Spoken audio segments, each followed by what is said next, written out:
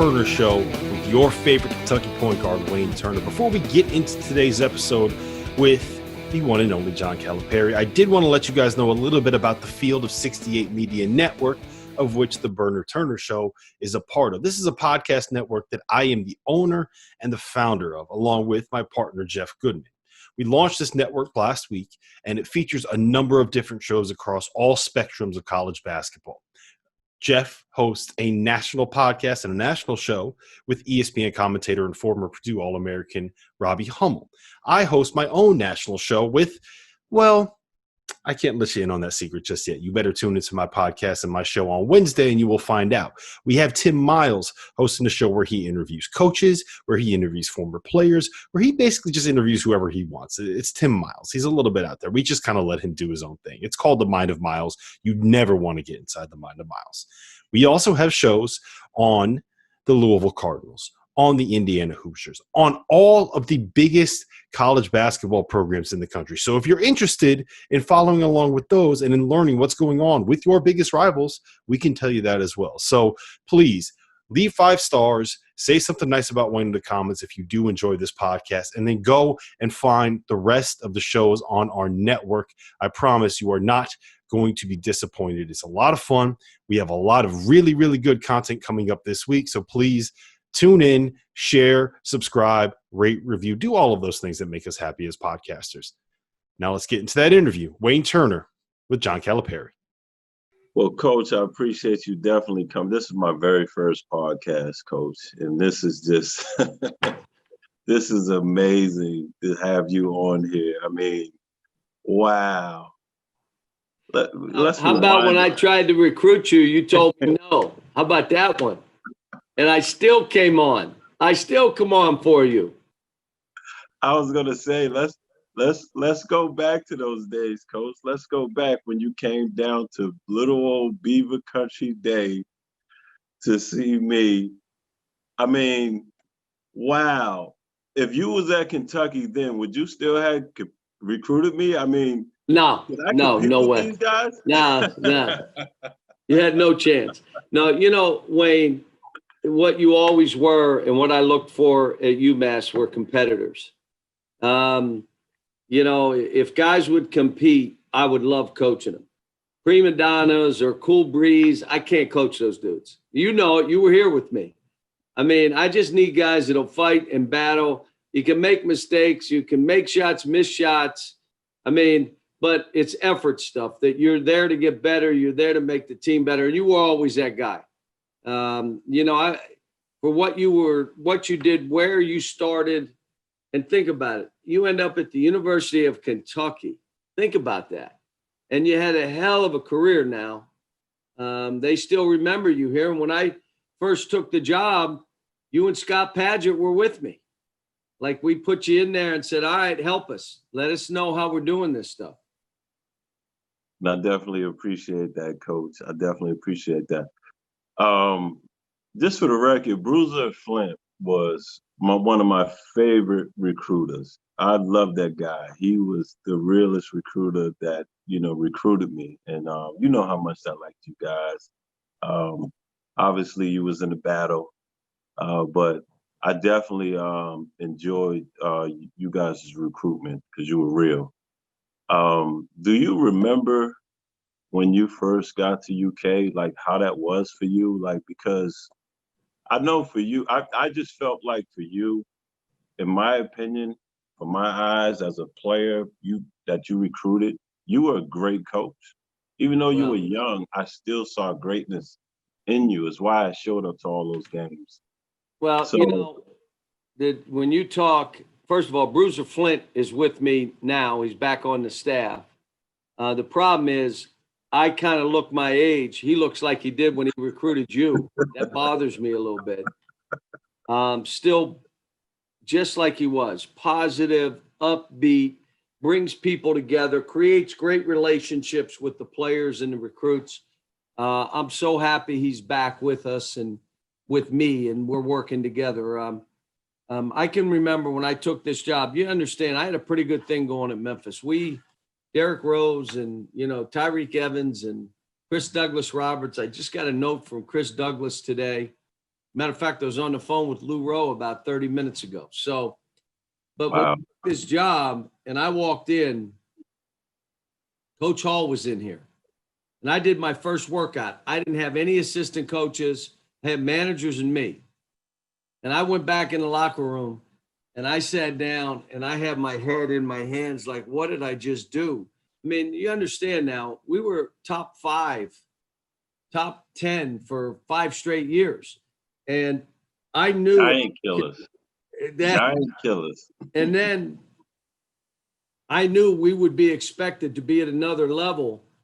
But Coach Hall walked in and said, Coach, it is going to be fine. And then all of a sudden you bring in a group of guys. Patrick Patterson decides to stay.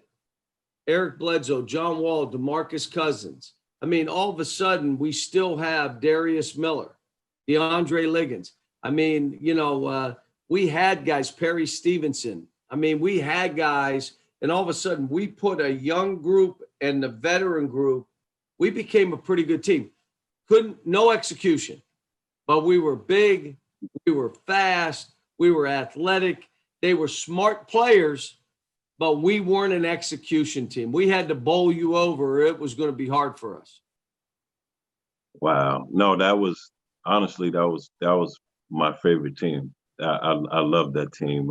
I actually got to play pickup against Eric and John a couple of times, and they showed me that I was old. So, but no, I Ramon was on that that team. I mean, we had a good group. It was a good group. The only thing, our Achilles heel, and I knew it, I said it all year, we weren't a great shooting team. We could be streaky. And we hit a spell in the NCAA tournament where we couldn't make a jump shot. And when you're in that, it makes your defense look bad, makes your offense look bad. I think we missed 22 straight threes. I don't know how you do that. I don't know if that's possible to miss 20, but we did. And that's what ended our season. Well, I'm not the one to talk about 3-pointers. I wasn't the best 3-point shooter. I didn't want to bring it up. I didn't want to talk about your flaws. I'm trying to get you good stuff. In college, I wasn't. I would say that. But, moving forward, Coach, what was it? Because I was always curious because I wasn't the only guy you was recruiting, but what was the craziest recruitment that you had to go through with the player? The best experience I had in recruiting, the best, not even close. We were recruiting Marcus Camby, and Bruiser was recruiting Rasheed Wallace too. So it was us, Carolina, Georgetown, Temple, and UMass for Rasheed. And, they kind of let us in because of Bruiser, and they, but all of a sudden I found out we were getting Marcus Camby. We were getting him. I was able to call Rasheed Wallace and say, you no longer have a scholarship to UMass. And he said, what? You don't have a scholarship here. He said, yeah, we got another guy. Well, he better be good. He was good. He was good. And I still remember it. I'm sitting in his home. Mother was a great lady. Rasheed was great. But, people kind of looked at us as, we were UMass. Who the heck is UMass? I went out west one time, and I'm watching some kids, and that people said, is UMass Division I or Division II? What? The Sweet 16 last year. What the hell are you talking about? So we were battling that most of my time there. But I'll tell you, whether it was Lou Rowe, Tony Barbie, Harper Williams, Derek Kellogg, the Padilla brothers, Tyrone Weeks. I mean, we had some guys now at the end, Dante Bright, Dana Dingle. I mean, you talk about warriors. Wow, you didn't want to play us now. We weren't. Kellogg. We got Camby. When we got Camby, we became like top 5. We were top 10, 15 until then. No, he was tough. Kentucky with Camby, my last year there, we beat Kentucky by 20 early in the year, and then we lost to them in that Final Four in that game. You remember that game? Hey, I got 2 points in that game. Yeah, Tony Delk had 19 shots in that left corner, and he kept making them. Yeah, well, you changed the whole dynamic of that team when we lost. That things definitely changed the next practice. That was interesting. Who is if, for your team this year? I'm always excited, with your teams every year. I always have a favorite player at the end of the year. But I'm just curious, what guy, I'm always curious what guy is going to be that standout guy because you keep a lot of studs. So I was just wondering, who is the one guy to be the star on your team this year? I think it's going to play out. I can't tell you right now, but I do have 10 new players. 10. Keon Brooks, who was the only player returning that played, hasn't been practicing and will be out of probably another 3 weeks. So I've got 10 new guys. Of those 10, 2 are transfers in Olivier Sarr, Davion Mintz, and basically the rest are freshmen. So now, who's going to break through? It's one thing to do this stuff in practice. It's another thing to do it in games on national television against a high-level opponent who is older, 3 years older than you. It becomes hard. So I think we're going to have a good team. I mean, 7 foot tall, 6'11", 6'9", 6'9". We're big. Our wings are 6'6", 6'7". I mean, that's our wings. Our point guards, where we can have multiple kind of point guards. Davion and Devin's doing better every game or every practice. And we're scrimmaging tonight for the first time.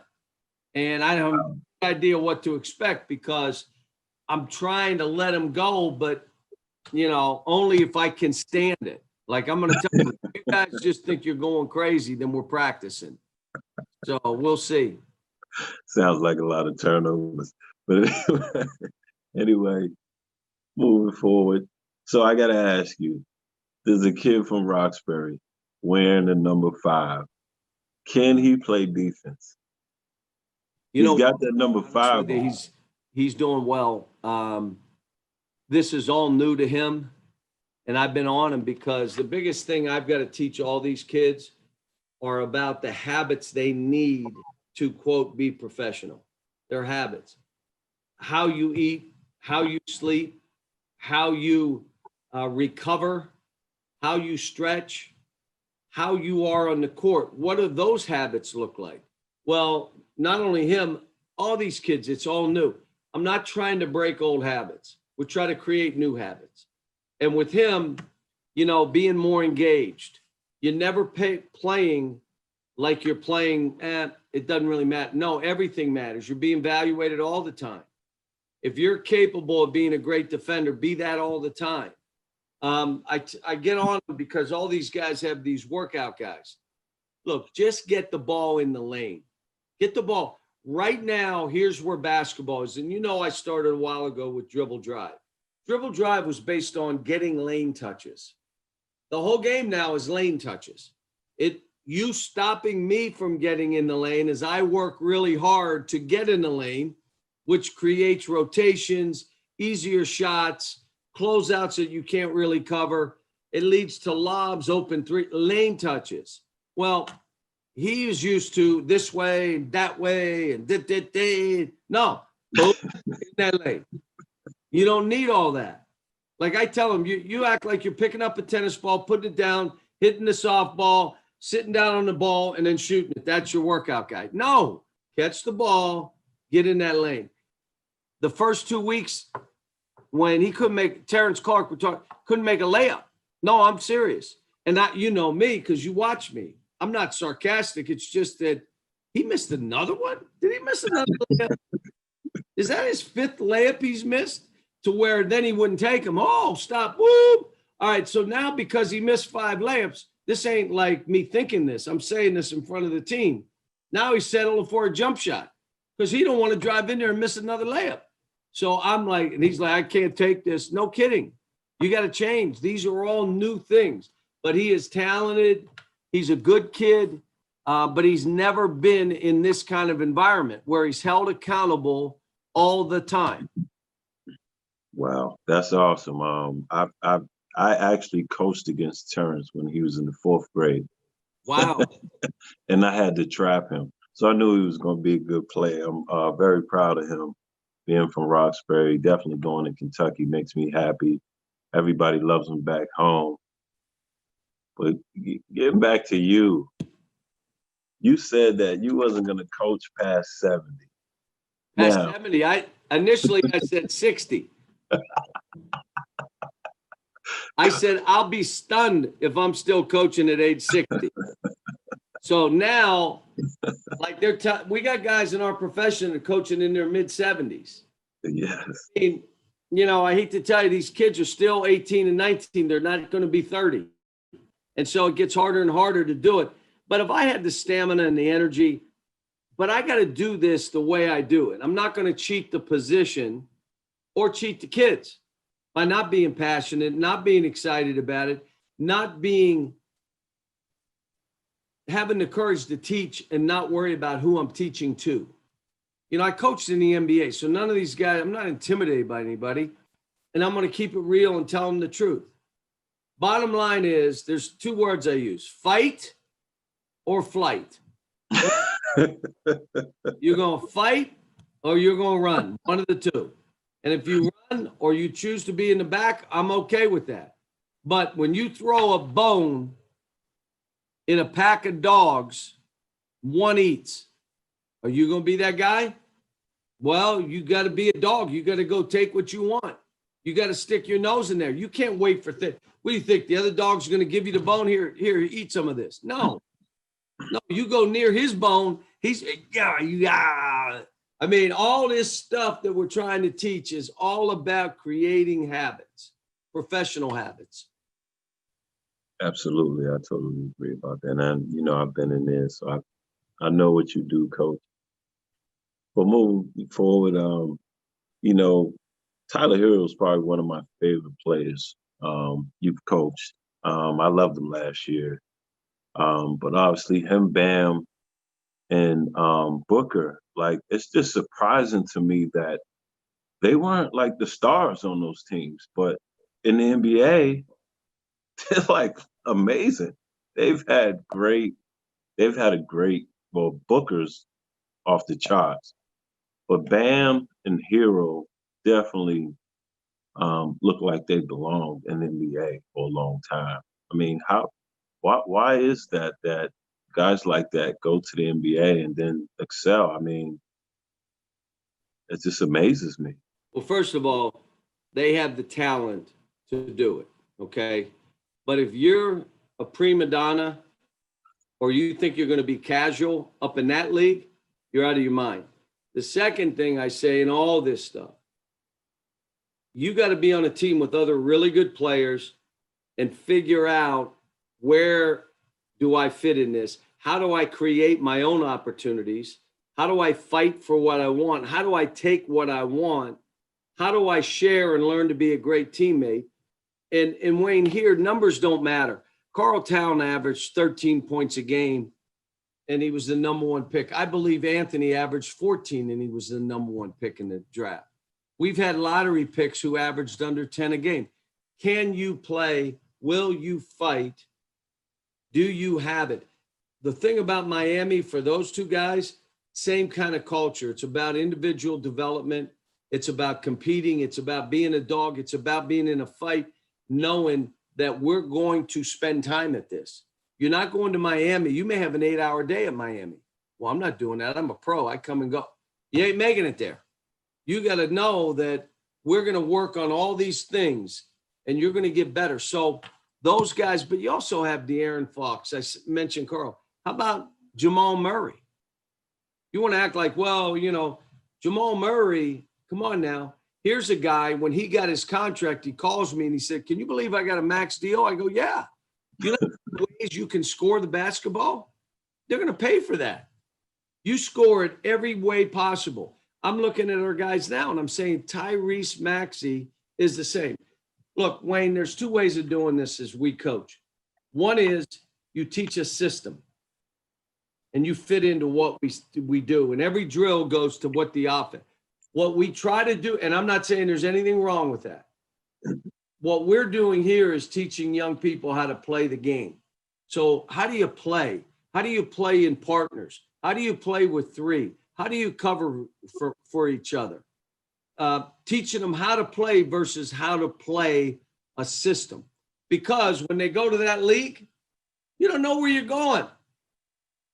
Well, he's got to be on the ball. You ready, Wayne? All right. When you go to the Lakers, you're going to be on the ball, or is LeBron going to be on the ball? All right. You go to Houston, you're going to be on the ball, or is Harden going to be on the ball? Nah, maybe you take it from one of the best to be playing right now. So you got to be able to play like Shea Alexander. You didn't even bring him up. Didn't start his first 10 games for us. And then all of a sudden, he's a lottery pick. All of a sudden, he's going to be an all-star. He played with Chris Paul on the ball some, off the ball some.